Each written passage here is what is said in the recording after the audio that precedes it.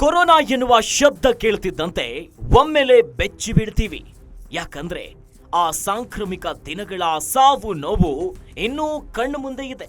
ಇದರ ನಡುವೆ ಇನ್ನೊಂದು ಕರೋನಾ ಕಂಟಕ. ಅಯ್ಯೋ, ಏನಿದು ಅಂತೀರಾ?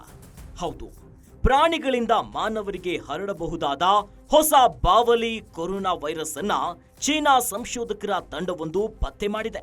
2019ರ ಕೋವಿಡ್ನಂತೆ ಇನ್ನೊಂದು ಸಾಂಕ್ರಾಮಿಕ ಕಾಯಿಲೆ ಕಾಡುವ ಆತಂಕ ಎದುರಾಗಿದೆ.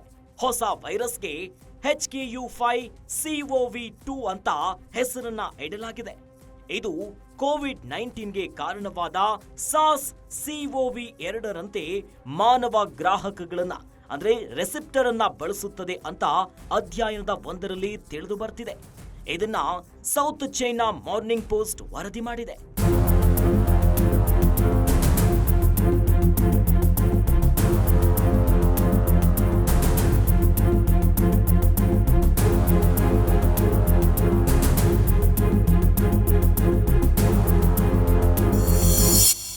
ಹೊಸದಾಗಿ ಪತ್ತೆಯಾಗಿರುವ ವೈರಸ್ ಉಸಿರಾಟದ ಸಿಂಡ್ರೋಮ್ MERS ಒಳಗೊಂಡ ಮೆರ್ಬೋಕೋ ವೈರಸ್ ಉಪಕುಲಕ್ಕೆ ಸರ್ಬ್ ಜೀನಸ್ ಸೇರಿದ್ದಾಗಿದೆ. ಇದು HKU5 ಹೊಸ ವಂಶಾವಳಿ ಆಗಿದ್ದು ಹಾಂಗ್ಕಾಂಗ್ನ ಜಪಾನಿ ಬಾವಲಿಗಳಲ್ಲಿ ಮೊದಲು ಪತ್ತೆಯಾಗಿತ್ತು. ಬ್ಯಾಟ್ ಮೆರ್ಬೋಕೋ ವೈರಸ್ ನೇರವಾಗಿ ಅಥವಾ ಮಧ್ಯಂತರ ಹೋಸ್ಟ್ಗಳ ನೆರವಿನಿಂದ ಮಾನವರಿಗೆ ಹರಡುವ ಅಪಾಯ ಹೆಚ್ಚಿದೆಯಂತ ವಿಜ್ಞಾನಿಗಳು ಎಚ್ಚರಿಸಿದ್ದಾರೆ. ಸದ್ಯ ಬ್ಯಾಟ್ ವುಮೆನ್ ಅಂತಾನೆ ಚಿರಪರಿಚಿತವಾಗಿರುವ ಪ್ರಸಿದ್ಧ ವೈರಾಣು ತಜ್ಞೆ ಶಿ ಜಂಗ್ಲಿ ನೇತೃತ್ವದಲ್ಲಿ ಈ ಅಧ್ಯಯನ ನಡೆದಿದೆ.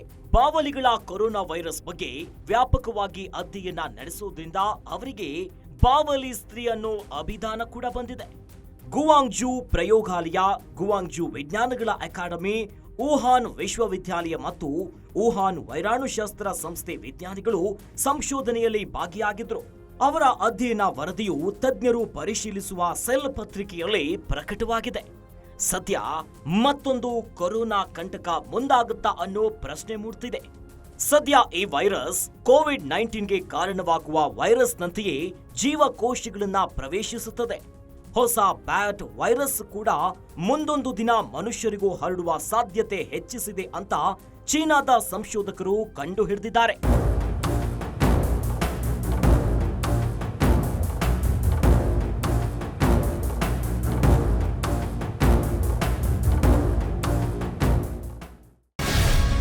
ಗ್ಯಾರಂಟಿ ನ್ಯೂಸ್, ಸುದ್ದಿ ಖಚಿತ, ನ್ಯಾಯ ನಿಶ್ಚಿತ.